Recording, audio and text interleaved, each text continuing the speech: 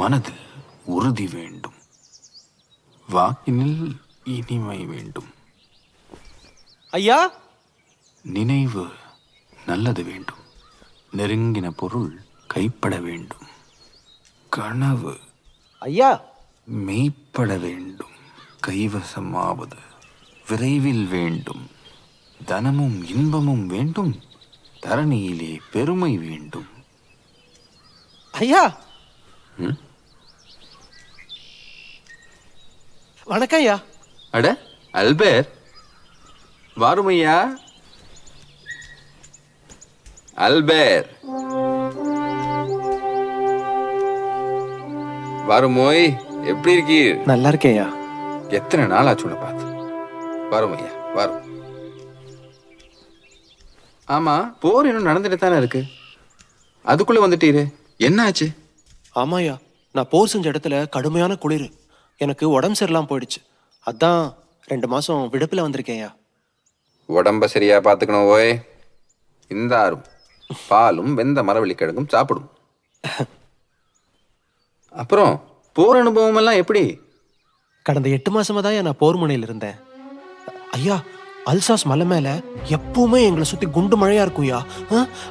ஒரு நாள் நானும் என் நண்பன் போன்ஜானும் மரக்கலைகளை வண்டியில தள்ளிட்டு வந்துட்டு இருந்தோம். அப்போ போன்ஜான் உருக்கமா ஏதோ பாடிட்டே வந்தாயா. அப்போ திடீர்னு எதிர் நாட்டு விமானங்கள் வந்து எங்க மேல குண்டு மழையா பொழிஞ்சுதியா. அதுல ஒரு குண்டு என் நண்பன் போன்ஜான் தலைமையிலேயே விழ அவன் அந்த கணமே இறந்து போனாயா. என் கண் முன்னாடியே என் நண்பன் துண்டு துண்டா சிதறி போனதை என்னால தாங்கிக்க முடியலையா. சிவசிவா ஐயா, போர்க்களத்துல நான் ஒவ்வொரு நாளும் விடாம ஜெபிப்பையா. ஆனா பீரங்கி குண்டுகள் தலைமையில விழும்போது மட்டும் நீங்க சொல்லி கொடுத்த மந்திரத்தை தாயா சொல்லுவேன். உடனே இந்த குண்டுகள் என் மேல விழாம வேற எங்கேயோ போய் விழுந்துருயா. மந்திரமா? என்ன மந்திரம்? ஓம் சக்தி.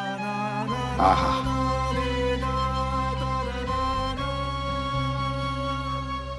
ஐயா, மரியா, மாரி, ஈசன் எல்லாமே ஒண்ணுதானேயா. சபாஷ் பீரங்கி சிப்பாய், சபாஷ். ஓம் சக்தி, ஓம் சக்தி, ஓம் சக்தி, ஓம் சக்தி.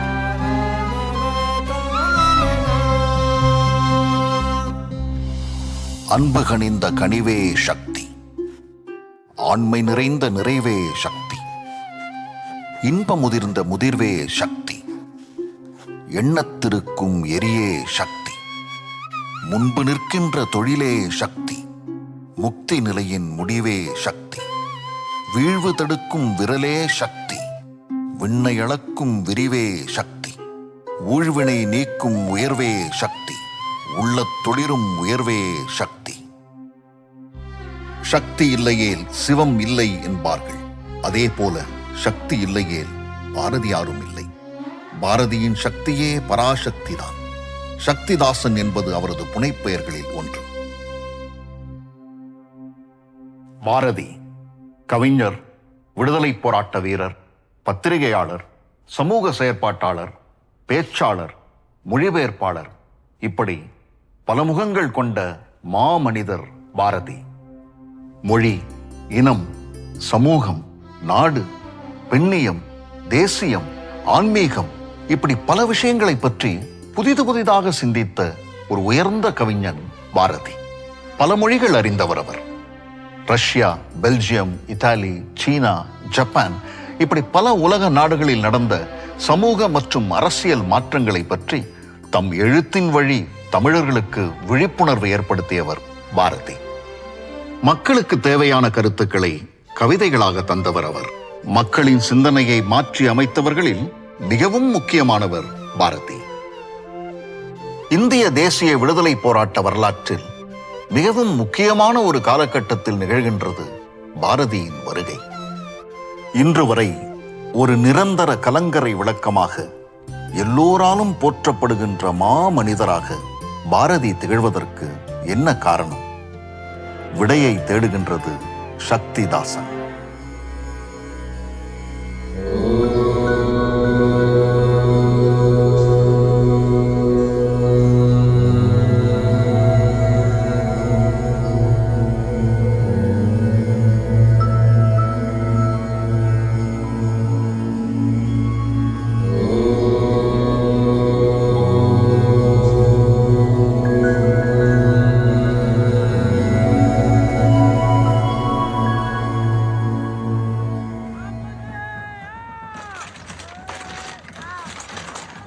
பாரத நாடு ஆங்கிலேயர் ஆதிக்கத்தின் இரும்பு பிடியில் சிக்கி தவித்துக் கொண்டிருந்த காலம். 1799 ஆங்கிலேயர் பாஞ்சாலங்குறிச்சி கோட்டையை கைப்பற்றி வீரபாண்டிய கட்டபொம்மனை தூக்கிலிட்டார்கள். இதற்கு பிறகு பாரத மக்களின் மனதில் விடுதலைக்கான தேடல் தீவிரமானது. 1806 வேலூரிலும் 1857 மீரட்டிலும் சிப்பாய் கிளர்ச்சிகள் வெடித்தன. ஆனால் 1858 இந்தியாவின் ஆட்சி பிரிட்டிஷ் கிழக்கிந்திய கம்பெனியிடமிருந்து விக்டோரியா மகாராணியின் கைகளுக்கு மாறியது. இந்தியர்களின் வாழ்க்கை மேலும் கடினமானது. ஆங்கிலேயர்கள் தங்கள் கலாச்சாரத்தை இந்தியர்கள் மீது திணிக்க, இந்தியர்கள் தங்கள் சொந்த கலாச்சாரத்தை இழந்து தங்கள் மீதே நம்பிக்கை இழந்து நின்றார்கள். பாரத மக்களின் வாழ்க்கையை ஒரு பாழும் இருள் சூழ்ந்திருந்தது.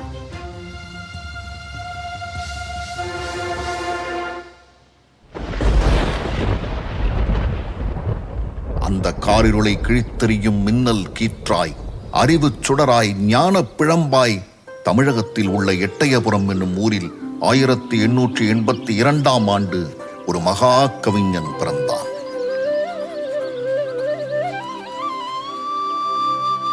தமிழகத்தில் மையம் கொண்டிருந்த அந்த கவிச்சூரியன் தரணி முழுக்க தன் எண்ணக் கதிர்களை பாய்ச்சியது. அந்த சூரியனின் பெயர் மகாகவி சுப்பிரமணிய பாரதியார். இந்த வீடுதான் மகாகவி சுப்பிரமணிய பாரதியார் பிறந்த வீடு. அவருடைய உண்மையான பேர் என்ன தெரியுமா? சுப்பிரமணியன், சுருக்கமா சுப்பையா. சுப்பையாவுடைய அப்பா பெயர் சின்னசாமி ஐயர், அம்மா பெயர் லக்ஷ்மி. சுப்பையாவுக்கு 5 வயசா இருக்கும்போது அவருடைய அம்மா இறந்து போயிட்டாங்க. ஆனா தமிழ்த்தாயினுடைய பரிபூரணமான ஆசை இருந்ததுனால எந்த ஒரு தலைப்பு கொடுத்தாலும் உடனே கவிதை பாடக்கூடிய ஆற்றல் சுப்பையாவுக்கு இருந்தது. அதனால எட்டயபுரமே அவரை அண்ணாந்து பார்த்தது. எட்டயபுரம் ஜமீன்தாரே அவருக்கு ரசிகரா மாறி போனாரு. ஆதிரை திருநாள் ஒன்றில் சங்கரன் ஆலயத்தொரு மண்டபம் தன்னில் நான் சோதிமானோடு தன்னன் தனியனாய் சொற்களாடி இருப்ப, மற்ற ஆங்கு அவள் பாதி பேசி மறைந்து பின் தோன்றி தன் பங்கைய கையில் மைகொணர்ந்தே ஒரு சேதி நெற்றியில் பொட்டு வைப்பேன் என்றாள். திலகமிட்டனள் செய்கை அழிந்தனள். சின்னஞ்சிறு பெண்தான், அவனுக்கு தோழியாக இருந்தவள் தான். ஆனா ஒரு கணப்பொழுதில் அந்த பெண் மானிட பெண்ணாக இல்லை. பராசக்தியினுடைய ஆவிர்ப்பு அங்கே நேர்ந்து அவனுக்கு இந்த நிகழ்ச்சி நடந்தது. 11வது வயதில் சுப்பையாவுக்கு விருதை சிவஞான யோகிகள் பாரதி என்ற பட்டத்தை வழங்கி கௌரவித்தார். வரலாற்றுல நிறைய பாரதிகள் இருந்தாலும் பாரதி அப்படின்னு சொன்ன உடனே நம்ம நினைவுக்கு வருவது எட்டயபுரத்துல பிறந்த மகாகவி சி சுப்பிரமணிய பாரதியார் தான். இப்ப நான் இருக்கிற இடம் மகாகவி பாரதியார் படிச்ச பள்ளியினுடைய வகுப்பறை. தமிழ் கவிதைகள் எழுதுறது, தமிழ் இலக்கியங்கள் படிக்கிறது, இதுதான் பாரதியாருக்கு ரொம்ப பிடிச்ச விஷயங்கள். பள்ளிக்கூடத்துக்கு போ அப்படின்னா அவர் போகவே மாட்டாரு. அவருக்கு அது பிடிக்கவே பிடிக்காது. எட்டயபுரத்துல இருந்தப்ப கூட நிறைய நாட்கள் பள்ளிக்கூடத்துக்கு போறேன் அப்படின்னு சொல்லிட்டு ஏதாவது ஒரு வயல்வெளிக்கோ ஒரு ஆத்தங்கரைக்கோ அல்லது ஒரு தோட்டத்துக்கோ போய் அவர் பாட்டுக்கு இயற்கையை ரசிச்சு பாட்டு எழுதிட்டு இருப்பாரு. ஆனா பாரதியோட அப்பா ரொம்ப ரொம்ப கண்டிப்பான ஒரு மனிதர். தன்னுடைய மகனை ஒரு ஆங்கில வழி கல்வி பள்ளிக்கூடத்துல படிக்க வச்சு ஒரு பெரிய கலெக்டர் ஆக்கணும் அப்படின்னு வற்புறுத்தி தன்னுடைய மகனை நெல்லையில இருக்கிற இந்த பள்ளிக்கூடத்துக்கு அவர் அனுப்பி வச்சாரு. அந்த காலகட்டத்துல புலவர்கள் எல்லாம் புலமை காய்ச்சலோட இருந்தாங்க. ஒரு புலவர் இன்னொரு புலவரை விட நான் சிறந்தவன் அப்படின்னு நிரூபிக்கிறதுக்காக துடிப்பாரு. அதனால நிறைய போட்டிகள்லாம் அந்த காலகட்டத்துல புலவர்கள் நடத்துவாங்க. இன்றைக்கு எப்படி நமக்கு இன்ஸ்டா ரீல் பாக்குறது, யூடியூப் ஷார்ட்ஸ் பாக்குறதுலாம் ஒரு பிடித்த பொழுதுபோக்கா இருக்கோ, அந்த காலகட்டத்துல புலவர்களுக்கு பிடிச்ச பொழுதுபோக்கு இந்த மாதிரி போட்டிகள் நடத்துறதுதான். பாரதி மேல காழ்ப்புணர்ச்சியோட இருந்த ஒரு புலவர் இருந்தாரு, காந்திமதிநாத புலவர். பாரதியாரை விட சிறந்த கவிஞன் நான் தான் அப்படின்னு நிரூபிக்கணும்னு அவர் ரொம்ப நாளா காத்துட்டு இருந்தாரு. ஒரு சந்தர்ப்பத்தை காலம் கொடுத்தது. டே சோமு, எங்க போறோம்? பாரதி, நாம புலவர் காந்திமதிநாதனோட வீட்டுக்கு போறோம். எதுக்கு? அங்க புலவர்கள் எல்லாம் ஏதோ போட்டி நடத்துறாங்களாம். உனக்கு தான் அதெல்லாம் ரொம்ப பிடிக்குமே. ஓ சரி சரி, அப்படின்னா சீக்கிரம் போலாம். அடேடே பாரதி தம்பி, என்ன இந்த பக்கம்? இங்க புலவர்கள் எல்லாம் ஏதோ போட்டி வச்சிருக்காங்கன்னு கேள்விப்பட்டேன். ஓ, அப்போ எங்களோட மோதி பார்க்கலான்னு வந்திருக்கியோ? அப்படியெல்லாம் இல்லண்ணா. என்ன பாரதி இப்படி சொல்லிட்ட? சின்ன வயசுல என்ன ஒரு திறமைன்னு ஊரெல்லாம் ஓம்பேச்சாத்தான் இருக்கு. ராஜாவுக்கும் நீன்னா ரொம்ப இஷ்டமாமே. அப்புறம் என்ன, வா விளையாடலாம். என்ன போட்டி? நான் ஒரு ஈற்றடி கொடுக்கறேன், நீ அதை வச்சுண்டு ஒரு வெண்பா பாடணும். என்ன ஈற்றடி? பாரதி சின்ன பயல். ஆண்டில் இளையவன் என்றந்தோ அகந்தையினால் ஈண்டிங் இகழ்ந்தென்னை ஏளனம் செய் மாண்பற்ற காரிருள் போல் உள்ளத்தான் காந்திமதி நாதனைப் பார் அதி சின்ன பயல். பாரதி பாடி முடித்ததும் புலவர் கூட்டம் பெரும் ஆரவாரம் செய்கிறது. தன் தவறை உணர்ந்த காந்திமதிநாதர் தலை கவிழ்ந்து நிற்கிறார். இதை பாரதி கவனித்து விடுகிறார். என்னதான் இருந்தாலும் அவர் வயசுல பெரியவர், அவர் அப்படி பாடியிருக்க கூடாது. சரி, வெண்பாவை மாத்தி பாடலாம். ஆண்டில் இளையவன் என்றைய அருமையினால் ஈண்டின்றன்னை நீ ஏந்தினையால் மாண்புற்ற காரது போல் உள்ளத்தான் காந்திமதி நாதர்க்கு பாரதி சின்ன பயல். இதை கேட்டதும் காந்திமதிநாதர் மனம் நெகிழ்ந்து போகிறார். பாரதி, என்ன மன்னிச்சிடு. போறாம என் கண்ணை மறைச்சிடுத்து. என்னன்னா மன்னிப்பெல்லாம் கேட்டுண்டு? பாரதி, அந்த சரஸ்வதி தேவி உனக்குள்ள குடியிருக்கா. வருங்காலத்துல நீ ஒரு சிறந்த கவிஞனா வருவ, இது சத்தியம்.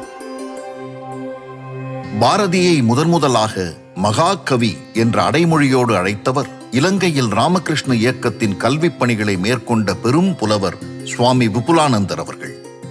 1927ஆம் ஆண்டு யாழ்ப்பாணம் இந்து கல்லூரியில் மகாகவி பாரதியார் என்ற தலைப்பில் சுவாமி விபுலானந்தர் பேருரை நிகழ்த்தியிருக்கிறார். இந்த நிகழ்வை யாழ்ப்பாணத்தில் அப்போது பிரபல இதழாக இருந்த இந்து சாதனம் பதிவு செய்திருக்கிறது.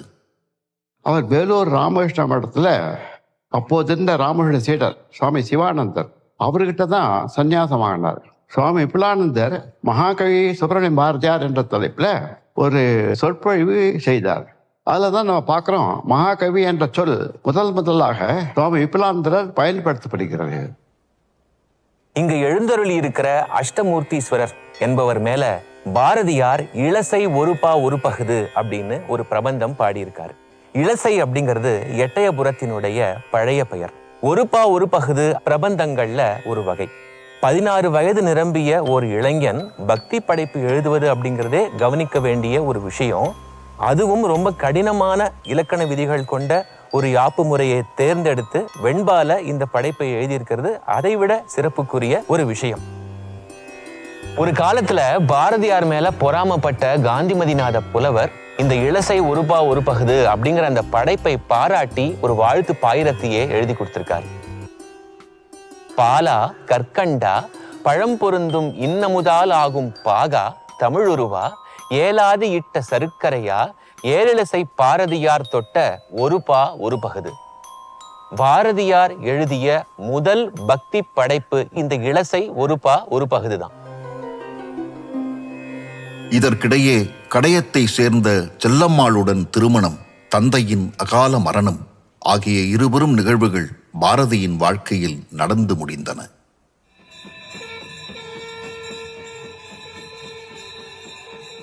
பிறகு காசிக்கு சென்ற பாரதி அத்தை குப்பம்மாள் வீட்டில் வசித்து மேற்படிப்பை தொடர்ந்தார்.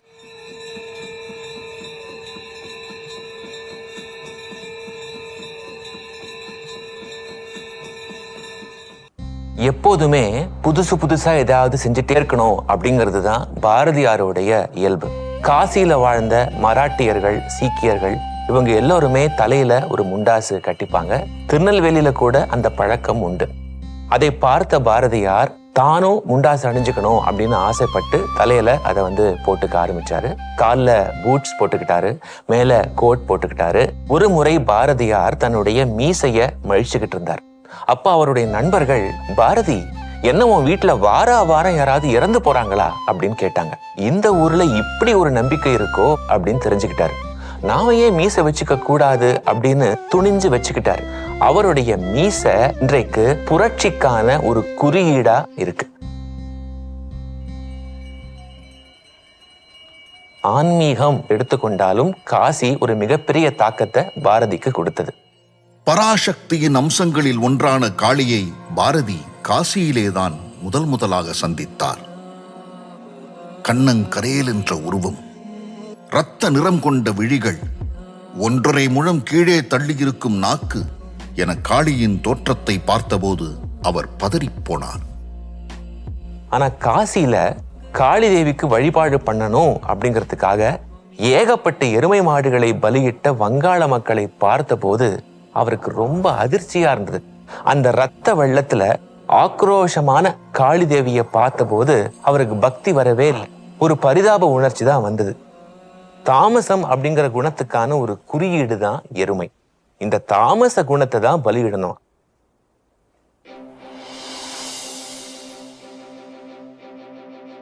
ஆயிரத்தி 1903 இந்தியாவின் சக்கரவர்த்தியாக 7ஆம் எட்வர்ட் பொறுப்பேற்றதை கொண்டாட அப்போதைய வைஸ்ராய் கர்சன் பிரபு டெல்லியில் மிகப்பெரிய வரவேற்பு நிகழ்ச்சிக்கு ஏற்பாடு செய்திருந்தார்.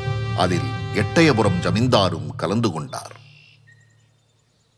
காசில இருக்கும் போதுதான் நம்ம நாடு ஆங்கிலேயர்கள் கிட்ட எப்படியெல்லாம் கஷ்டப்பட்டது அப்படின்னு பாரதியார் கண்கூடா பார்த்து தெரிஞ்சுக்கிட்டாரு. நாமளும் இந்த நாட்டுக்காக ஏதாவது செய்யணும் அப்படின்னு அவருக்குள்ள ஒரு உந்துதல் ஏற்பட்டது. ஆனா என்ன செய்யணும்னு தெரியல. அந்த சந்தர்ப்பத்துல தான் எட்டயபுரம் ஜமீன்தார் காசிக்கு வந்து, நீ ஏன் கூட வா, அரண்மனையில வந்து பணி செய் அப்படின்னு சொல்லி கூட்டிட்டு வந்துட்டார். தினமும் நாளிதழ் படிச்சு செய்திகள் சொல்றது, பழைய பாடல்களுக்கு விளக்கம் சொல்றது, மூத்த புலவர்களோட இலக்கிய விவாதம் நடத்துறது, இதுதான் பாரதியாருக்கு வழங்கப்பட்ட பணி. அரண்மனையிலேயே இருந்தாலும் ஒரு சிறை கைதி போலதான் பாரதியார் அங்க இருந்தாரு. அவருக்கு அங்க சுத்தமா பிடிக்கவே இல்லை. பல மூத்த புலவர்களுக்கு பாரதி மேல பொறாம, இவர் ரொம்ப ஜமீன்தார் கிட்ட நெருக்கமா இருக்காரே அப்படின்னு. ஒரு நாள் பாரதியாரை கூட்டிட்டு வெளியில போய், பாரதி, நாங்க ஒரு ஈற்றடி கொடுக்கறோம், நீ ஒரு வெண்பா பாடுறியா அப்படின்னு கேட்டாங்க. சாம்பலுக்கு மன்னன் சமம், இதுதான் ஈற்றடின்னு அவங்க சொல்றாங்க. பாரதியாரும் பாடிடுறாரு. இந்த சம்பவத்தை அப்படியே மன்னர்கிட்ட போய் அந்த புலவர்கள் சொல்ல மன்னருக்கு கோபம் வந்துடுது. அவர் பாரதியாரை கூப்பிட்டு, இனிமே உனக்கு இந்த அரண்மனையில வேலை இல்ல அப்படின்னு சொல்லிடுறார். பாரதி ரொம்ப நன்றி அப்படின்னு சொல்லி வெளியேறிடுறாரு.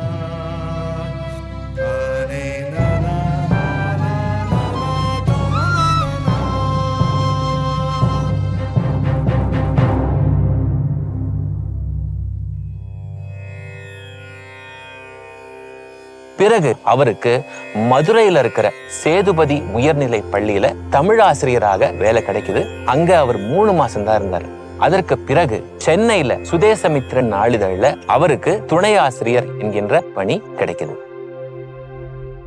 1905 கர்சன் பிரபு வங்காள மாநிலத்தை 2ஆக பிரித்ததால் நாட்டில் பெரும் கொந்தளிப்பு ஏற்பட்டு நாட்டு மக்கள் ஒன்றிணைந்தனர். சுதந்திர வேட்கை தீப்பற்றி எரிய மக்கள் போராட்டத்தில் இறங்கினர். சுதேசியம் என்னும் சுடர் விளக்கு சுயராஜ்யம் என்னும் விளக்கிற்கு ஒளியூட்டியது. லோகமான்ய பாலகங்காதர திலகர், லாலா லஜ்பத் ராய், பிபின் சந்திரபால் ஆகியோர் சுதந்திர வேட்கைக்கு புத்துயிர் கொடுத்து போராட்டத்தை வேகமாக முன்னெடுத்தனர். லால், பால், பால் என நாட்டு மக்களால் அழைக்கப்பட்ட இந்த மூவர் மீதும் பெரும் மதிப்பு வைத்திருந்த பாரதியார் லோகமான்ய திலகரை தன் அரசியல் குருவாக போற்றினார். ஆங்கிலேயர்களுடன் பேச்சுவார்த்தை நடத்தி சமரசம் செய்து சுதந்திரம் வாங்கும் மிதவாதர்கள், ஆங்கிலேயர்களை எதிர்த்து சுதந்திரத்திற்காக போராடும் தீவிரவாதர்கள் என காங்கிரஸ் கட்சியில் 2 கொள்கைகள் ஏற்பட்டன. பாரதியார் தன் அரசியல் குருவை போல் தீவிரவாத கொள்கையை ஆதரித்தார். ஆனால் அவர் வேலை செய்து கொண்டிருந்த சுதேசமித்திரன் பத்திரிகையின் ஆசிரியர் ஜி. சுப்பிரமணியன் மிதவாத கொள்கை கொண்டவராதலால் பாரதியாருக்கு தன்னுடைய கருத்துக்களை சுதந்திரமாக சுதேசமித்திரனில் எழுத முடியவில்லை. 1906 இந்தியா பத்திரிகையினுடைய ஆசிரியரா பாரதியார் பொறுப்பேற்றுக் கொண்ட பிறகு அவருக்கு முழுமையான சுதந்திரம் கிடைச்சது. தன்னுடைய அந்த தீவிரவாத கொள்கைகளை அதிரடியா கவிதைகள் மூலமாக, கட்டுரைகள் மூலமாக, கருத்து படங்கள் அதாவது கார்ட்டூன்ஸ் மூலமாக வெளிப்படுத்துவதற்கு பாரதியாருக்கு ஒரு சரியான களம் அமைஞ்சது. அந்த காலகட்டத்துல பாரதியார் அரசியல்லையும் ரொம்ப தீவிரமா இருந்தார். அவருடைய இந்த பணி ஆர்வத்தை பார்த்து காங்கிரஸ் மேலிடம் கல்கட்டால நடைபெற இருந்த மாநாட்டுக்கு தமிழகத்திலிருந்து ஒரு பிரதிநிதியா பாரதியாரை தேர்ந்தெடுத்தாங்க. அந்த ஒரு சந்தர்ப்பத்துல தான் பாரதியாருக்கு சகோதரி நிவேதிதா தேவிய சந்திக்கிற ஒரு வாய்ப்பு கிடைச்சது.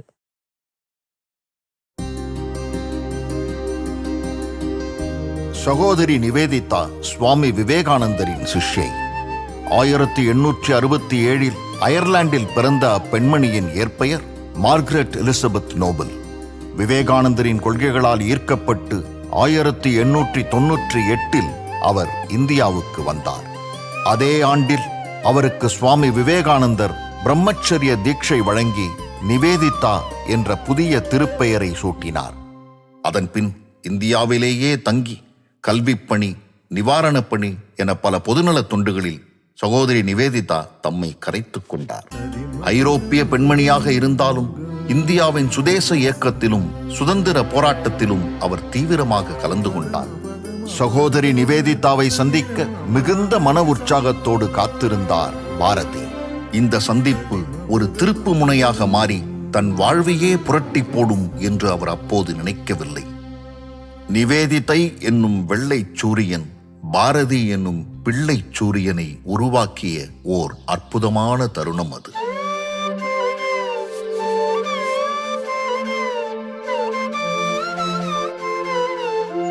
சிலமா, சூரியன் என்ன நிறத்துல இருக்கும்? சூரியனா? மஞ்சள் சிவப்பு கலந்த நிறத்துல இருக்கும். வெள்ளை நிறத்துல சூரியனை பார்த்திருக்கியா நீ? வெள்ளை நிறமா? என்ன சொல்றீங்க நீங்க? கொல்கத்தால காங்கிரசேஷன் முடிஞ்சு எனக்கு தேவி நிவேதிதாவை பார்க்கிற பாக்கியம் கிடைச்சது. அவங்கள பார்க்கும்போது அப்படியே வெள்ளை நிறத்துல சூரியனை பார்த்த மாதிரியே இருந்தது. என்னதான் விவேகானந்தரின் சிஷ்யா இருந்தாலும் அவங்க ஒரு வெளிநாட்டு பெண் தானே அப்படின்னு நான் நினைச்சேன். ஆனா நான் நினைச்சது தவறு அப்படின்னு அந்த தேவி எனக்கு புரிய வச்சிட்டான். மகனே, உன் மனத்தில் சாதி, மதம், குலம், கோத்திரம் என்ற அநாகரிகமான வேறுபாடுகளை விடு. அன்பை மட்டும் அகத்தில் கொள். பிற்காலத்தில் நீ சரித்திர பிரசித்தி பெற்ற தேவனாக வருவாய் அப்படின்னு என் மனசை சரியா படிச்சு சொன்னப்ப நான் அப்படியே அதிர்ந்து போயிட்டேன் செல்லம்மா. அப்புறம் உன்னை பத்தி கூட கேட்டா தெரியுமா? என்ன பத்தியா? ஏன் உன் மனைவிய அழைச்சிட்டு வரல அப்படின்னு கேட்டா.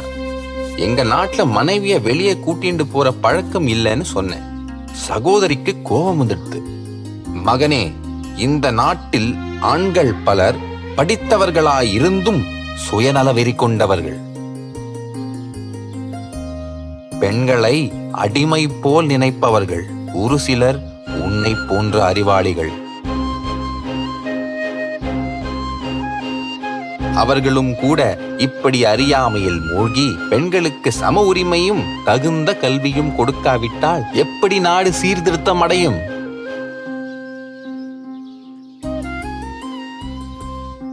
இனிமேலாவது உன் மனைவியை ஒதுக்காமல் அவளை இடதுகரம் என மதி, தெய்வம் என போற்று அப்படின்னு சொன்ன செல்லம்மா. சகோதரியார் சொன்ன ஒவ்வொரு வார்த்தையும் என்ன பலார்னு அரைஞ்ச மாதிரியே இருந்தது.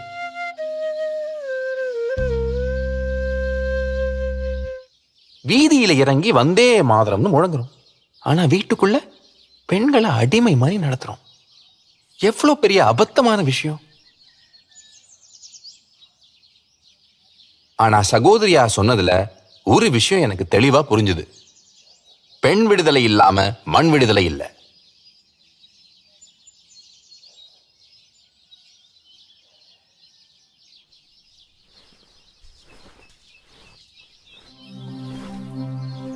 அப்புறம் இன்னொரு விஷயம் சொல்லமா, என்ன மன்னிச்சிரு. என்னன்னா அது பெரிய வார்த்தையெல்லாம் சொல்றேன்.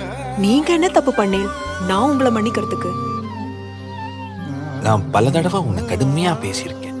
உன்னை 2 வாட்டி உன்னை அடிக்க கூட செஞ்சிருக்கேன். ஆனா அந்த பழைய பாரதி இப்ப செத்துட்டான் செல்லம்மா.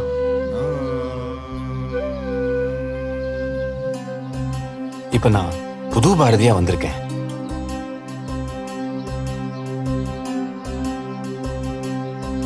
என்னை எதுக்கோ செல்லம்மா.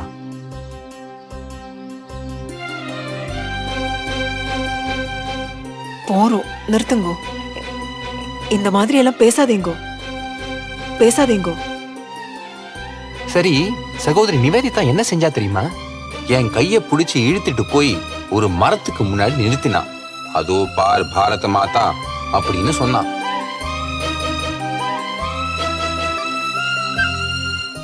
நான் பாரத மாதாவை பார்த்து பிரமிச்சு போய் நின்ன. பேச முடியல, உடம்பெல்லாம் செலுத்து போயிடுத்து.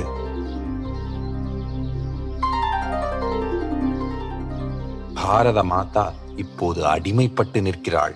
ஆதலால் அவளை விடுவிக்க நீ உன் கவித்திறமையை இந்த நாட்டிற்காக அர்ப்பணம் செய்ய வேண்டும். மனோபலம், உடல் பலம், ஆத்மபலம் ஆகிய மூன்றும் இருந்தால் உங்களை யாரும் எதுவும் செய்ய முடியாது அப்படின்னு சொன்னான். எனக்கு குருக்ஷேத்திரத்துல கிருஷ்ண பரமாத்மாட்ட அர்ஜுனன் கீதோபதேசம் வாங்கின மாதிரியே இருந்தது. அப்புறம் நான் கிளம்புறதுக்கு முன்னாடி என்னை கூப்பிட்டு, இதோ பார், இந்த இலைய எனக்கு பிரசாதமா கொடுத்தா. இது இலை இல்ல, தெய்வம். இந்த இலைய பத்திரமா வச்சுக்க செல்லம்மா. இனிமே சகோதரி நிவேதிதா தான் என் குரு தேவி. இறைவனோடு இரண்டர கலக்கும் பேரின்ப அனுபவத்தை நினைத்து நினைத்து ஞானியர்கள் பாடும் ஒரு பாடல் வகைக்குத்தான் ஆனந்த களிப்பு என்று பெயர். சகோதரி நிவேதிதா தேவியுடன் இருந்த சில தருணங்களில் பாரதிக்கு அந்த பேரானந்த அனுபவம் கிடைத்திருக்கலாம் என்பது பாரதி அறிஞர்களின் யூகம்.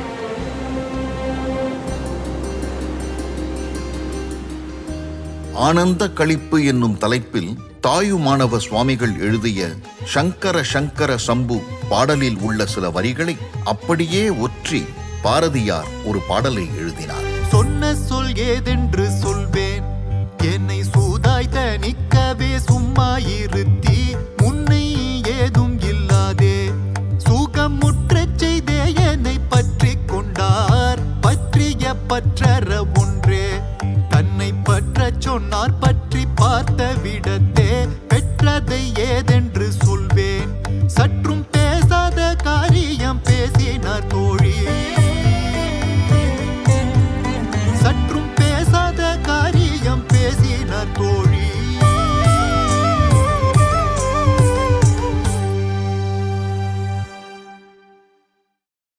சகோதரி நிவேதிதா தேவியை சந்தித்த பிறகு சிந்தனையில் தெளிவும் செயலாற்றலில் வீரியமும் கொண்ட பாரதியார் எழுச்சி மிகுந்த பல தேசபக்தி பாடல்களை எழுதினார்.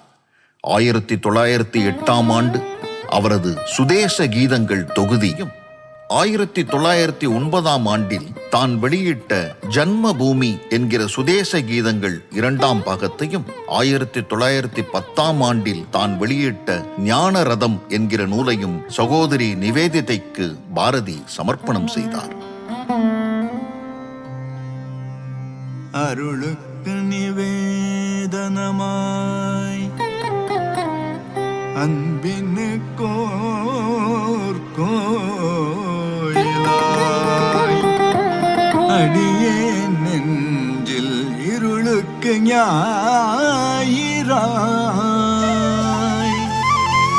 யமதுயர் நாடாம் பயிர்க்கு மழையாய்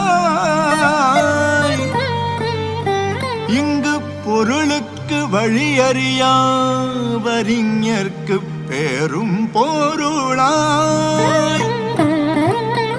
புன்மை தாதச் சுருளுக்கு நெருப்பாகி விளங்கிய தாய் நிவேதிதையை தொழுது நிற்பேன்.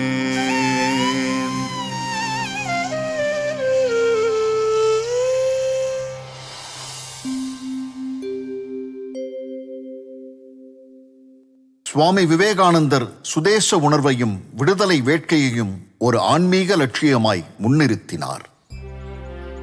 For the next 50 years, this alone shall be our keynote. This, our great Mother India. Let all other vain gods disappear for the time from our minds. This is the only God that is awake, our own race. Bharathiyar இந்த கருத்தை உள்வாங்கி பாரத மாதாவையே பராசக்தி ரூபமாக சித்தரித்தார். பாலபாரதம் இதழில் nationalism and spirituality என்ற கட்டுரையில் இதை பற்றி பாரதியார் எழுதினார். By spirituality, we mean the attitude of the human mind which believes in the intrinsic sacredness of every virtuous act and thought, in the divine meaning of every human event, in the ultimate unity of all.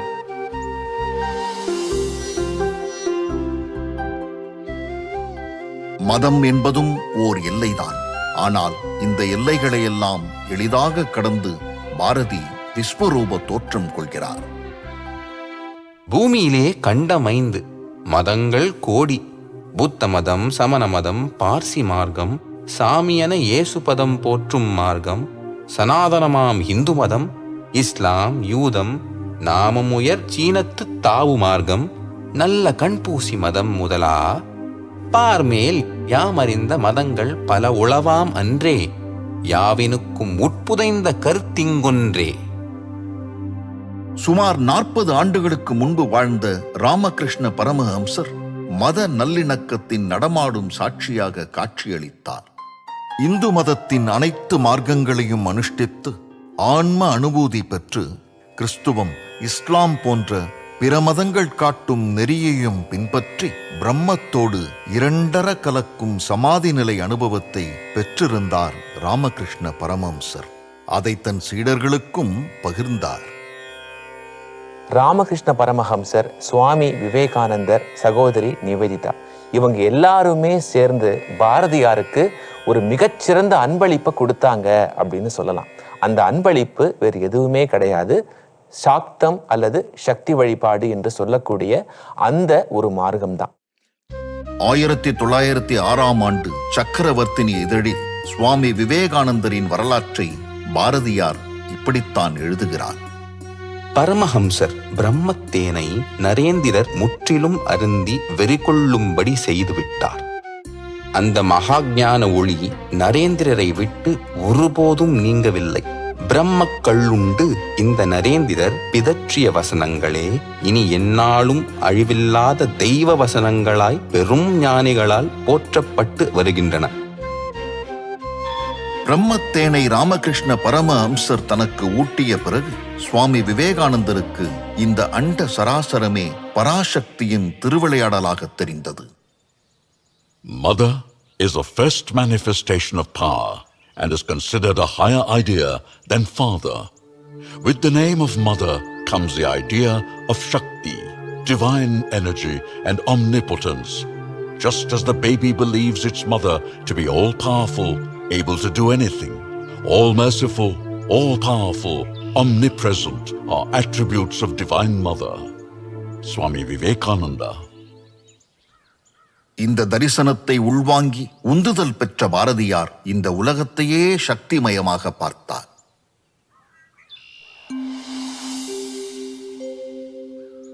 ஒவ்வொரு பெண்ணையும் ஒரு சாதாரண உயிரா பார்க்காம நடமாடும் சக்தி ரூபமா பார்க்கணும் அப்படின்னு சுவாமி விவேகானந்தர் சொன்னார். தன்னுடைய குரு செஞ்ச உபதேசத்தையும் சுவாமி விவேகானந்தர் சொன்ன கருத்தையும் தன்னுடைய சொந்த வாழ்க்கையிலேயே பாரதி நடைமுறைப்படுத்தி காட்டினார். அவர் தன்னுடைய மனைவி செல்லம்மாவை பராசக்தியா தான் பார்த்தார். தன்னுடைய மனைவி மேல எந்த அளவுக்கு பிரியம் இருந்திருந்தா, அவர் எப்பேற்பட்ட ஒரு சாக்தனா இருந்திருந்தா இப்படி செஞ்சிருக்க முடியும். கிட்டத்தட்ட 100 ஆண்டுகளுக்கு முன்னாடி பாரதியார் செஞ்ச இந்த புதுமையான முயற்சி பெண் விடுதலை, பெண்ணியம், இந்த இரண்டுக்குமே ஒரு புது நம்பிக்கையை கொடுத்தது அப்படின்னு சொல்லலாம். இன்றைக்கு அதை நினைச்சு பார்க்கும்போது கூட நமக்கெல்லாம் வியப்பும் பிரமிப்பும் ஏற்படுது. காதல் செய்யும் மனைவியே சக்தி கண்டீர், கடவுள் நிலை அவளாலே எய்தல் வேண்டும். இந்த வரிகள் பாரதியை ஒரு முழுமையான சாக்தனாக நம் கண்முன்னே நிறுத்துகின்றன. சந்திர நொழியில் அவளை கண்டேன், சரணமென்று புகுந்து கொண்டேன், இந்திரியங்களை வென்று விட்டேன், எனதென் ஆசையை கொன்று விட்டேன். பயன் எண்ணாமல் உழைக்கச் சொன்னாள், பக்தி செய்து பிழைக்கச் சொன்னாள், துயரில்லாதனை செய்து விட்டாள், துன்பம் என்பதை கொய்து விட்டாள். மீன்கள் செய்யும் ஒளியை செய்தாள், வீசி நிற்கும் வழியை செய்தாள், வான்கனுள்ள வெளியை செய்தாள், வாழி நெஞ்சிற் களியை செய்தாள்.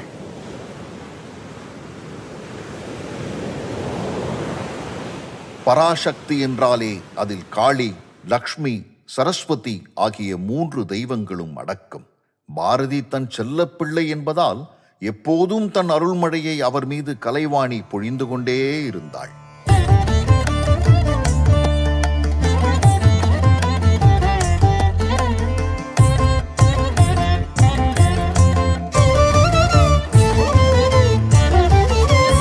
வெள்ளை தாமரை பூவில் இருப்பாள், வீணை செய்யும் ஒலியில் இருப்பாள். வெள்ளை தாமரை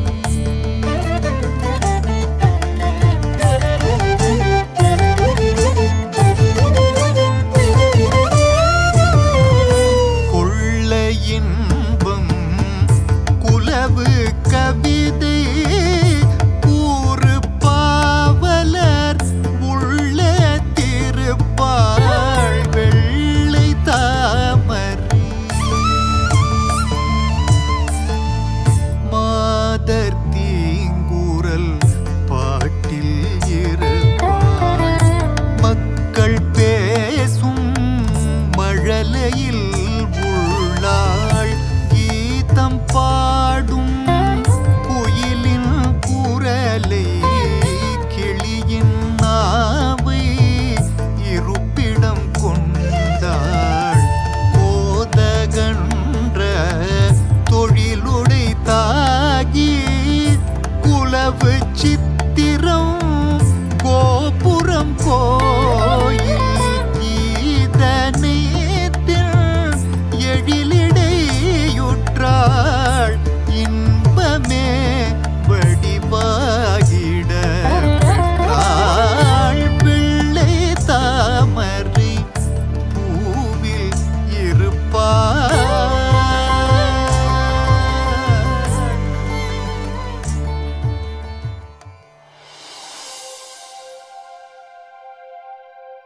புதுச்சேரியில் வசித்தபோது குவளை கண்ணன் என்ற குவளை கிருஷ்ணமாச்சாரியார் பாரதிக்கு அறிமுகமானார். இவர் மூலம் பாரதியாருக்கு 4000 திவ்ய பிரபந்தம் அறிமுகமாயிற்று. ஆழ்வார்கள் மொத்தம் 12 பேரு. இந்த 12 பேர்ல ஆண்டாள், நம்மாழ்வார் இவங்க 2 பேர் மேலதான் பாரதியாருக்கு அலாதி பிரியம். இவங்களுடைய சில பாடல்களை பாரதி ஆங்கிலத்துல மொழிபெயர்த்திருக்காரு. ஆழ்வார்கள் மாதிரி பாரதியாரும் கண்ணன் மேல நிறைய பாடல்கள் பாடியிருக்காரு. அதனாலேயே 12 ஆழ்வார்களோட பாரதியாரையும் சேர்த்து மொத்தம் 13 ஆழ்வார்கள் அப்படின்னு அறிஞர்கள் பெருமிதப்படுவாங்க.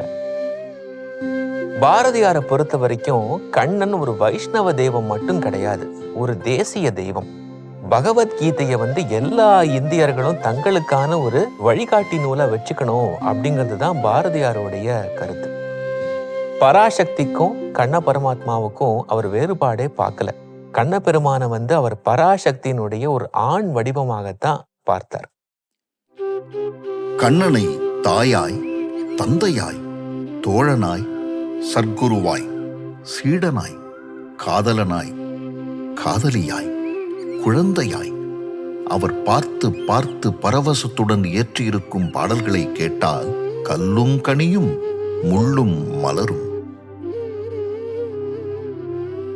அவர் என்ன கண்ணனை பார்த்து கேட்டார் அப்படின்னா, நீ பாரத போர் நடந்த காலகட்டத்துல அர்ஜுனனுக்கு பக்க பலமா இருந்து போர்ல ஜெயிக்கிறதுக்கு மிகப்பெரிய காரணமா இருந்த. நாம இப்போ அதர்மத்துக்கு எதிரான ஒரு போர்ல இருக்கோம். நீ அர்ஜுனனுக்கு உதவி செஞ்ச மாதிரி இந்தியர்களுக்கு உதவி செஞ்சா எவ்வளவு நன்னா இருக்கும். பகவத்கீதைக்கு உரை எழுதியது கண்ணபெருமானுக்கு பாரதி சமர்ப்பித்த ஆகச் சிறந்த காணிக்கை.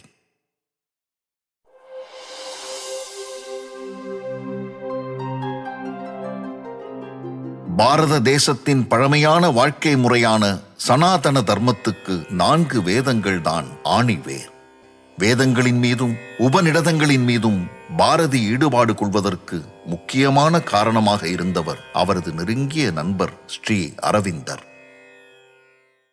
இங்கே வந்து அரவிந்தர் வந்து ஃபஸ்ட்டு வரும்போது யாருமே இல்லை. சங்கர் செட்டியார் தான் இந்த வீட்டு ஓனர். அவர் தான் அடைக்கலம் கொடுக்குறாரு அரவிந்தருக்கு. அவர் வந்து பேசின பாஷை வந்து சங்கர் செட்டியாருக்கு புரியல.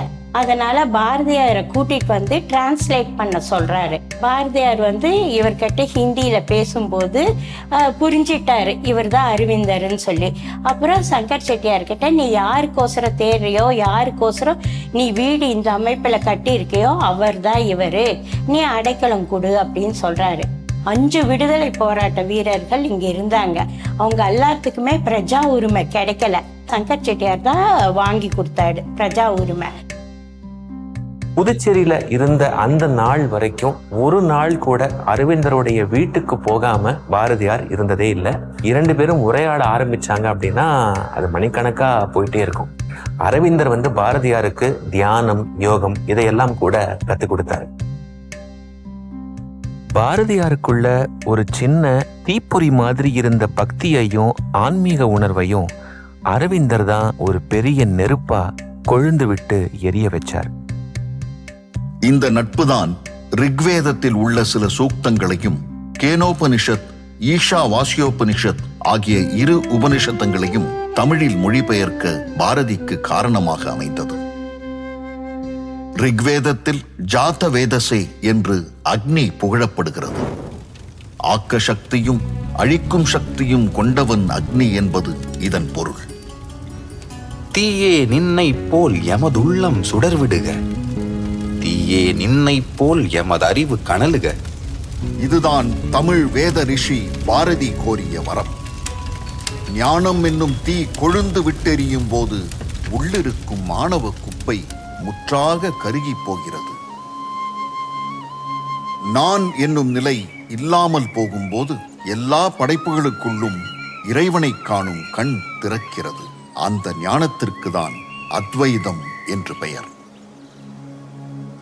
காக்கை குருவி எங்கள் ஜாதி, நீள் கடலும் மலையும் எங்கள் கூட்டம், நோக்கும் திசையெல்லாம் நாமின்றி வேறில்லை, நோக்க நோக்க களியாட்டம். தன்னிடத்தில் உலகத்தையும் உலகத்திடம் தன்னையும் காண்பவன் தான் கண்ணுடையவன். வானில் பறக்கின்ற புல்லெல்லாம் நான், மண்ணில் திரியும் விலங்கெல்லாம் நான், கானிழல் வளரும் மரம் எல்லாம் நான், காற்றும் புனலும் கடலுமே நான்.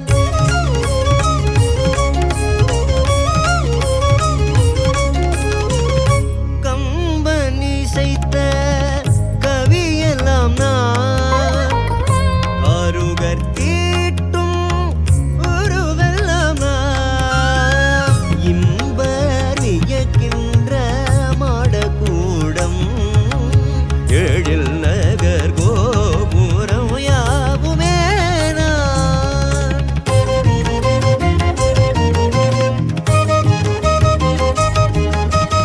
நான் எனும் பொய்யை நடத்துவோம் நான், ஞான சுடர்வானில் செல்லுவோம் நான், ஆன பொருள்கள் அனைத்தினும் ஒன்றாய் அறிவாய் விளங்கு முதற் ஜோதி நான்.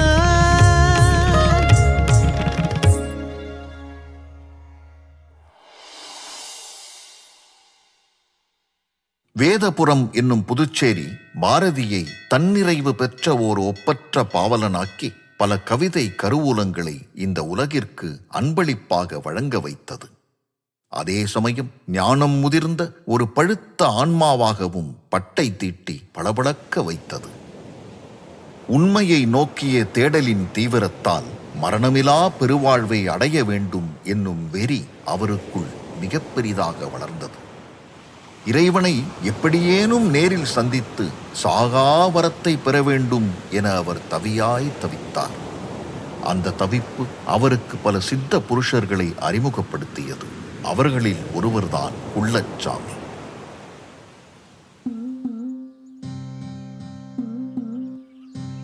உயரம் 4.5 அடி, கரு நிறம், குண்டு சட்டியை போல் முகம், உடம்பெல்லாம் வைரக்கட்டை போலே நல்ல உறுதியான பேர்விழி.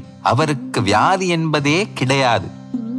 இது குள்ளச்சாமி பற்றி பாரதி நமக்கு தரும் குறிப்பு. அப்பனே குருநாதா, உங்களை சில பேர் சித்தன்னு சொல்றாங்க, சில பேரு பித்தன்னு சொல்றாங்க. எனக்கு உங்ககிட்ட சில கேள்விகள் கேட்கணும். கேளப்பா சீடனே. முதுகுக்கு பின்னாடி கிழிந்த பழைய கந்தைகள் இருக்கிற மூட்டைய ஏன் சாமி சுமக்குறீங்க? நீ நெஞ்சுக்குள்ளே சுமக்கிறாய், நான் முதுகிலே சுமக்கிறேன். ஆம், அஞ்ஞான பழங்குப்பைகளையும் கவலைகளையும் சிறுமைகளையும் நான் என் மனதில் சுமந்து கொண்டிருப்பது உண்மைதானே? சரி, ஏன் பிச்சை வாங்கி தண்ட சோறு சாப்பிடுறீங்க சாமி? ஏதாச்சும் தொழில் செஞ்சு பிழைச்சுக்கலாமே. தம்பி, நானும் தொழில் செய்துதான் பிழைக்கிறேன். எனக்கு வண்ணான் வேலை. 5 புலன்களாகிய கழுதைகளை மேய்க்கிறேன். அந்தக்கரணமான துணி மூட்டைகளை வெளுக்கிறேன். பாரதி ஆழ்ந்த யோசனையில் இருக்க சட்டென்று குள்ளச்சாமி பாரதியின் கையை விலக்கி ஓடுகிறார். பாரதியும் அவரை பின்தொடர்ந்து ஓடுகிறார். ஒரு வழியாக ஒரு பாழடைந்த வீட்டின் அருகே குள்ளச்சாமியை பாரதி பிடித்து விடுகிறார். அப்போது குள்ளச்சாமி சூரியனை பார்க்கிறார். பிறகு கிணற்று நீரினில் தெரிந்த சூரியனின் பிம்பத்தை காட்டி, அறிந்து கொண்டாயா என்று பாரதியிடம் கேட்கிறார். பாரதியும் அறிந்தேன் என்கிறார். கிணறு தான் நம்மோட உடல். கிணத்துக்குள்ள இருக்கிற நீர் தான் உடலுக்குள்ள இருக்கிற உயிர். கிணத்து நீர்ல பிரதிபலிக்கிற சூரிய ஒளி தான் உங்க உயிருக்கு உயிராய் இருக்கிற இறைவன். நீங்க முறைப்படி வாசி யோகத்தை செஞ்சீங்கன்னா உங்களுக்குள்ள இருக்கிற இறைவனை நீங்க பார்க்கலாம். ஆண்டவனை அனுபவத்தால மட்டும்தான் உணர முடியும். அப்படிங்கிறது தான் குள்ளச்சாமி பாரதியாருக்கு செஞ்ச உபதேசம். பேசுவதில் பயனில்லை, அனுபவத்தால் பேரின்பம் எய்துவதே ஞானம்.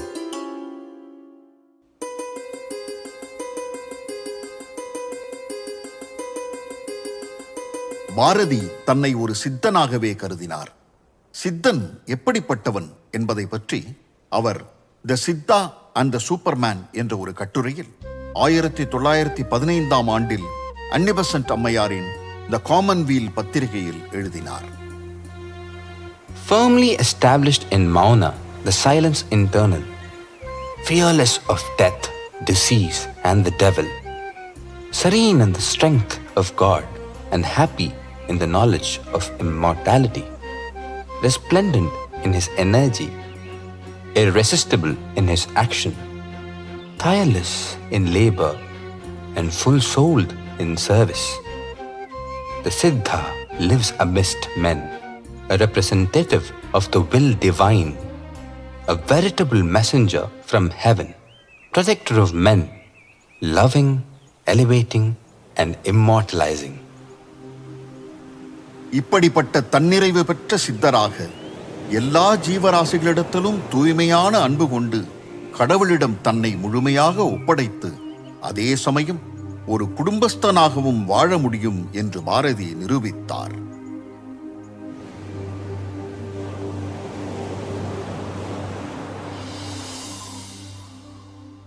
பொய் தோன்றாது அப்படிங்கிறது தான் பாரதியாருடைய பார்வை. இந்த உலகத்தை நம்மால பார்க்க முடியுது, அதனால இது ஒரு பொய் கிடையாது, மாயை கிடையாது என்பதுதான் பாரதிக்கு இருந்த ரொம்ப தெளிவான சிந்தனை. ஆனா பாரதி மாயை அப்படின்னா என்ன என்பதற்கு ஒரு புது விளக்கத்தையும் தந்திருக்கார். நம்ம கடவுளாக்க விடாம தடுக்கிற அந்த தீய எண்ணங்கள், அந்த எதிர்மறையான எண்ணங்களுக்கு தான் மாயை என்று பெயர். மாயையை ஜெயிக்கிறதுக்கான பொறுப்புணர்ச்சியை ஒவ்வொரு மனிதனும் எடுத்துக்கணும் அப்படிங்கிறது தான் பாரதியார் நமக்கு சொல்லுகின்ற செய்தி. நமக்குள்ள நேர்மறையான எண்ணங்கள், நல்ல எண்ணங்கள் வளர வளர எதிர்மறையான தீய எண்ணங்கள் தன்னால இல்லாம போயிடும். எத்தனை கோடி படை கொண்டு வந்தாலும் மாயையே, நீ சித்த தெளிவினும் தீயின் முன் நிற்பாயோ மாயையே. யார்க்கும் குடியல்லேன் யான் என்பதோந்தனன் மாயையே. உந்தன் போருக்கு அஞ்சுவேனோ, உன்னை பொடியாக்குவேன் மாயையே. என்னை கெடுப்பதற்கு என்ன முற்றாய் கெட்ட மாயையே. நான் உன்னை கெடுப்பது உறுதி, என்றே உணர் மாயையே. சாகத் துணியீர் சமுத்திரம் எம்மட்டு மாயையே. இத்தேகம் பொய்யென்று உணர்த்தீரரை என் செய்வாய் மாயே. உண்மையான பக்தியை அடித்தளமாக கொண்டு நெஞ்சில் உறுதியோடும் அறிவில் தெளிவோடும் வாழ்ந்தால் ஒருவரால் நிச்சயம் மாயை வெல்ல முடியும். இந்த பிரபஞ்சம் ஓர் எல்லையற்ற சக்தி வெள்ளம், அதில் ஞாயிறு ஒரு குமிழி. இப்படி சொன்ன பாரதி தன்னையும் அதில் தோன்றி மறையும் ஓர் மனித குமிழியாகத்தான் பார்த்தார். அதனால்தான் வறுமை, பசி போன்ற இன்னல்களையும் சுதந்திர போராட்டத்தில் ஈடுபடுவதால் ஏற்படும் நெருக்கடிகளையும் அவரால் தாங்கிக் கொள்ள முடிந்தது. விளைவுகளை பற்றி கவலைப்படாமல் கடமையை மட்டும் செய்யும் ஒரு கர்ம யோகியாக வாழ முடிந்தது. தன்னுடைய எண்ணம், எழுத்து, சொல், செயல் எல்லாமே பராசக்தியுடைய இயக்கம்தான், தானே அவளுடைய ஒரு அம்சம்தான் என்று பாரதி பரிபூர்ணமாக நம்பினார். இதனால் அவருக்கு பொன், பொருள் போன்ற விஷயங்களில் கவனம் செல்லவில்லை. அவர் ஒரு சமாதி நிலையில், ஒரு பரமானந்த நிலையில் இருந்து வந்தார். அவருடைய இந்த ஆத்ம பலத்தினால்தான் உலகமே அவரை மகாகவி என்று அழைக்கிறது.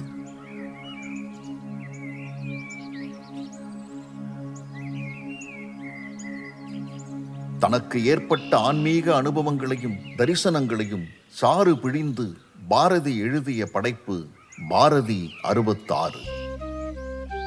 சாமி நீ, சாமி நீ, கடவுள் நீயே, தத்துவமசி தத்துவமசி நீயே அகதாம்.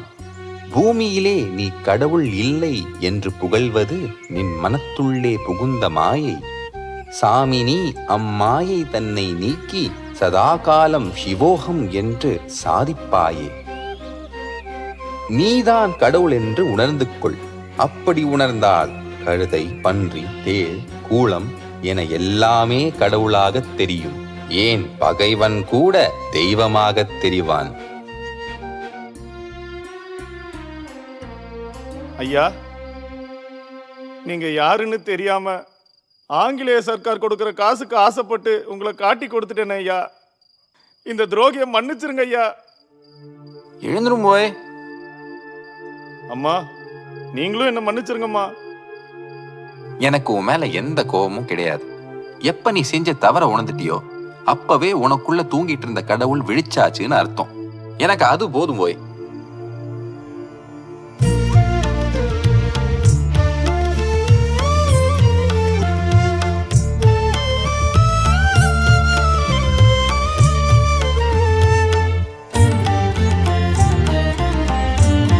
பகைவனுக்கு அருள்வாய் நன்னெஞ்சே, பகைவனுக்கு அருள்வாய், பகைவனுக்கு அருள்வாய் நன்னெஞ்சே, பகைவனுக்கு அருள்வாய்.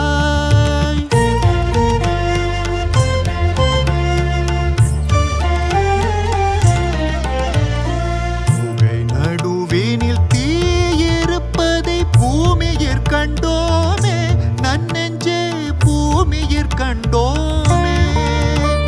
பகை நடுவினில் அன்புருவான நம் பரமன் வாழ்கின்றான், நன்னெஞ்சே பரமன் வாழ்கின்றான்.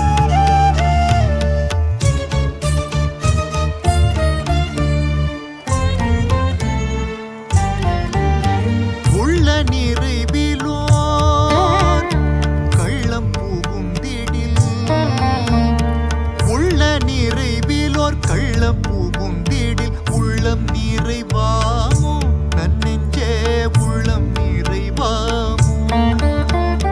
தெள்ளிய தேனிலோர் சிறிது நஞ்சையும், தெள்ளிய தேனிலோர் சிறிது நஞ்சையும் சேர்த்த பின் தேனாமோ, நன்னெஞ்சே சேர்த்த பின் தேனாமோ. பகைவனுக்கு அருள்வாய் நன்னெஞ்சே, பகைவனுக்கு அருள்வாய்.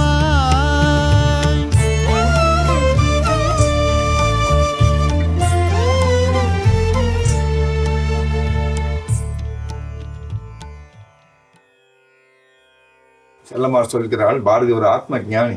கீதையிலே வரிகளை சொல்லி இருக்கும் வரிகளுக்கு ஏற்ப சமநோக்கு உடையவர்கள் தான் ஞானிகள். எல்லாரிடத்தும் சமநோக்கு உடையவர்கள் பாரதி. அதனால்தான் அவன் அவரை மன்னித்து பகைவனுக்கு அருள்வாய் என்ற அருமையான பாட்டை பாடி தன்னுடைய நிலைப்பாட்டை இந்த உலகுக்கு தெரிவித்தான். எப்படி சிவனையும் சக்தியையும் பிரிக்க முடியாதோ அப்படி பராசக்தியையும் பாரதியையும் பிரிக்கவே முடியாது. இது பக்தி சார்ந்து வந்த உறவல்ல, உறவை உணர்ந்து அதன் பின் உதயமான பக்தியினுடைய வாழ்க்கை வரலாறு. இதுதான் பாரதி.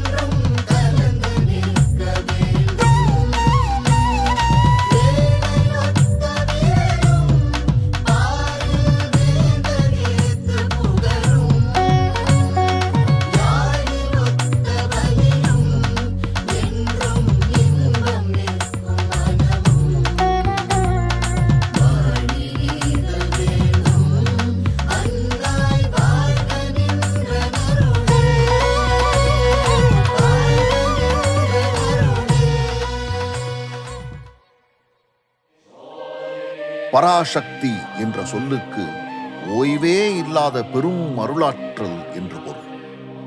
தேசிய பணி, சமூக பணி, பத்திரிகை பணி, எழுத்து பணி என சதா இயங்கிக் கொண்டிருந்த பாரதி அவளை தன் எரிபொருள் என மாற்றிக்கொண்டார். அவனுடைய உயிர் என்பது கவிதையால் நெய்யப்பட்டிருந்தது, பராசக்தியால் செய்யப்பட்டிருந்தது.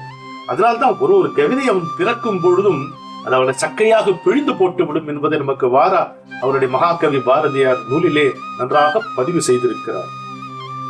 அக்னி குஞ்சொன்று கண்டேன், அதை அங்கொரு காட்டிலோர் பொந்திடை வைத்தேன். வெந்து தணிந்தது காடு, தழல் வீரத்திற் குஞ்சென்றும் மூப்பென்றும் உண்டோ. தத்தகிட தத்தகிட தித்தோம், தக்க தத்தகிட தத்தகிட தித்தோம், தத்தகிட தத்தகிட தித்தோம்.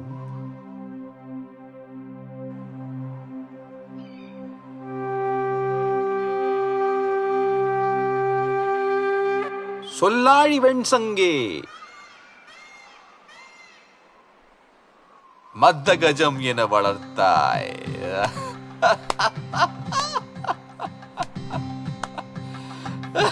தந்தானே தானானே தானே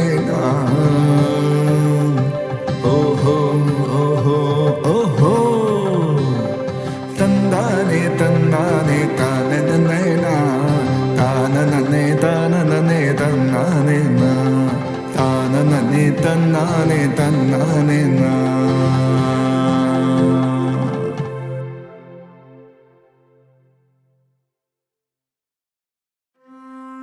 கவலைகள், நோய்கள், அச்சங்கள் ஆகியவற்றிலிருந்து விடுதலை வேண்டும். மனத்தை வென்று தன்னை ஆளும் தன்மையை பெற வேண்டும். நாட்டுக்காகவும் நாட்டு மக்களுக்காகவும் உழைக்க வேண்டும். இந்த 3 விஷயங்கள் தாம் பராசக்தியின் மீது அவர் பாடிய கவிதைகளின் கருப்பொருளாக இருந்தன. வறுமை, கடன் தொல்லை என பல கவலைகள் தாக்கிய போதும், ஆணவம் சற்றே தலை தூக்கி அலைக்கழித்த போதும் பராசக்தியை தான் பாரதி நாடினார்.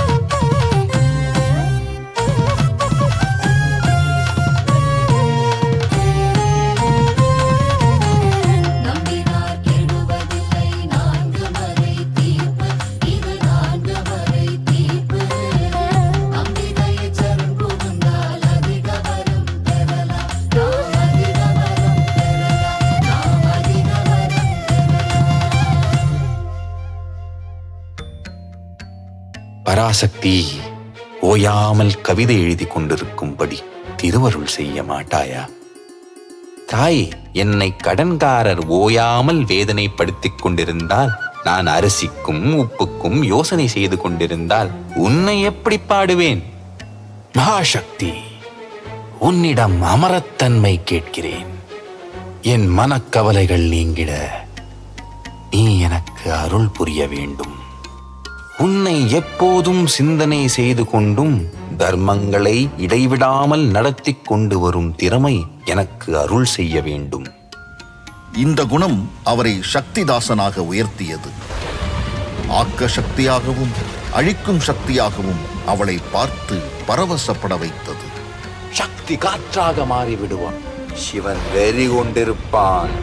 காற்று நீரை சிதறடித்து ஆகாசத்தில் மின்னை விளைவித்து நீரை நெருப்பாக்கி, நெருப்பை நீராக்கி, நீரை தூளாக்கி, தூளை நீராக்கி, சண்டமாருதம் செய்து இந்த விதமாக யுக முடிவு செய்வார்.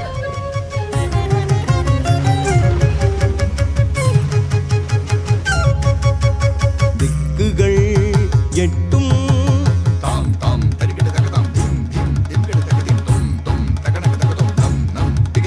சிதறி சிதறி சிதறி சிதறி சிதறி சிதறி பக்க மலைகள் உடைந்து,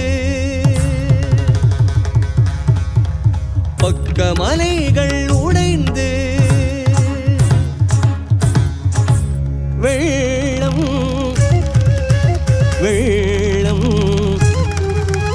பாயுது பாயுது பாயுது. தாம் தருகிடதக்க ததிங்கிட்ட தீத்தும் அண்டம் சாயுது சாயுது சாயுது. பேய் கொண்டு தக்கையடிக்குது காற்று, தக்கையடிக்குது காற்று. வெட்டி அடிக்குது மின்னல், கடல் வீரத்தீரை கொண்டு விண்ணை இடுக்குது. கொட்டி இடுக்குது மேகம், கூவென்று விண்ணை கூட இது காற்று. சட்டச்சட சட்டச்சட டட்டா என்று தாளங்கள் கொட்டி கனைக்குது வானம். அண்டம் குலுங்குது தம்பி, தலையாயிரம் தூக்கிய சேடனும் பேய் போல் மிண்டி குதித்திடுகின்றான். திசை வெற்பு குதிக்குது வானது, தேவர் சென்று புடைத்திடுகின்றார். என்ன தெய்வீக காட்சியை கண் முன்பு கண்டோ கண்டோ கண்டோ கண்டோ. இந்த காலத்தின் கூத்தினை கண் முன்பு கண்டோ, இந்த காலத்தின் கூத்தினை கண் முன்பு கண்டோ, இந்த காலத்தின் கூத்தினை கண் முன்பு கண்டோ.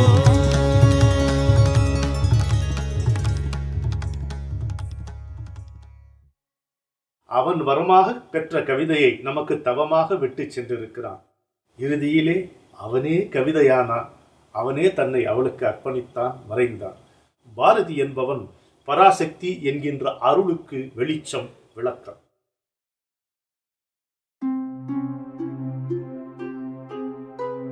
ஆயிரத்தி 1921 38 ஆண்டுகால வாழ்க்கையில் 228 கவிதைகள், 1259 கட்டுரைகள், 69 மொழிபெயர்ப்புகள், 55 சிறுகதைகள் எழுதி, 2 பத்திரிகைகள் நடத்தி, அரசியலிலும் ஆன்மீகத்திலும் தன்னை முழுமையாக ஈடுபடுத்திக் கொண்டவர் பாரதி.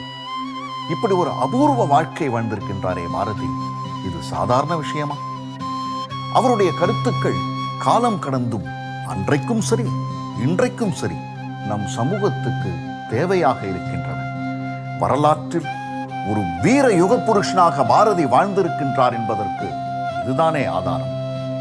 இவ்வளவு வலிமையான அவருடைய எண்ணம், எழுத்து, துணிவு, தெளிவு, ஞானம் எல்லாவற்றிற்கும் மூல காரணம் அந்த பராசக்தியின் அருள்தான் என்ற பாரதியின் தீவிர நம்பிக்கை நம்மை சிந்திக்க வைக்கின்றது அல்லவா?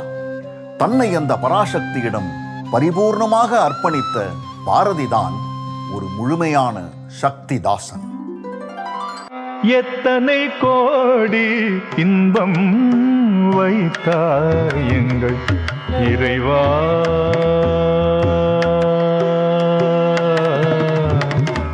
எத்தனை கோடி இன்பம் வைத்தாய் எங்கள் இறைவா,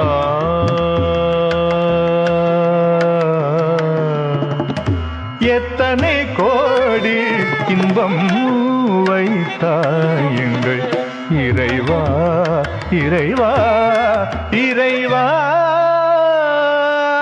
எத்தனை கோடி இன்பம் வைத்தாய் எங்கள் இறைவா, இறைவா, இறைவா,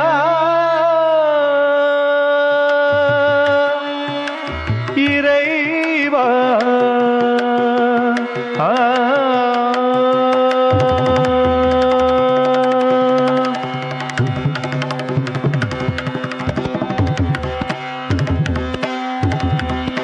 சித்தினை அசித்துடன் இணைத்தாய், சித்தினை அசித்துடன் இணைத்தாய், அங்கு சேரும் ஐம்பூதத்து பியனுலகமைத்தாய், அத்தனை உலகமும் வண்ணக்களஞ்சியமாக பல பல நல் அழகுகள் சமைத்தாய், அத்தனை உலகமும் வண்ணக்களஞ்சியம். This documentary, Shakti Dasan, is my humble offering to my Parama Guru, Bhagwan Sri Ramakrishna Paramahamsa, and to the Ramakrishna order. This is also a tribute to the great poet Mahakavi Subramanya Bharatiyar, whose fearlessness and positive attitude has always been a source of great inspiration to me. Om Shakti.